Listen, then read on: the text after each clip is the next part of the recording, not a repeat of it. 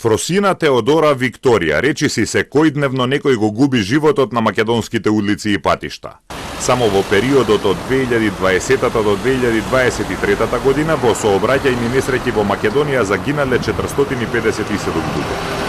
Државниот завод за ревизија констатира дека мерките што ги преземаат надлежните, иако придонесуваат за подобрување на условите за управување со безбедноста во сообраќајот, сепак не се ефикасни за намалување на жртвите од сообраќајки до посакуваното ниво.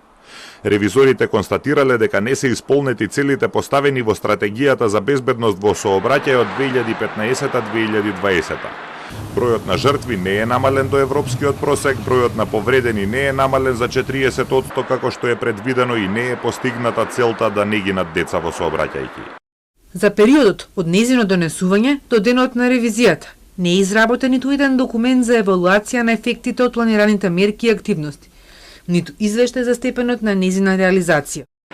Од 2020-та не е донесена нова стратегија за безбедност во сообраќајот. Во Македонија на патиштата се гине и за 50% повеќе отколку во Европската Унија. Например, во 2023-та во ЕУ имало 46 загинати на 1 милион жители, а во Македонија гинеле по 69 луѓе. Слична е состојбата и во претходните години.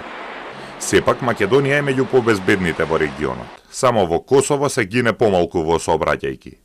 Во Црнагора има по 153 жртви на милион жители, во Албанија 80, Босна и Херцеговина 72, Србија 71, Македонија 69, а во Косово гинат по 61 човек на милион жители.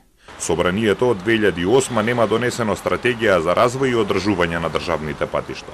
Ревизорите констатирале дека и покрај тоа што се трошат пари, патиштата имаат лоша сигнализација и не се одржуваат како што треба, што го зголемува ризикот од несреќи. Системот Safe City, односно камерите за следење на сообраќајот во Скопје функционираат, но не се користат за казнување зашто нема закон. Во МВР велат дека се работи на законските измени и оти со казнување ќе почнат од почетокот на наредната година.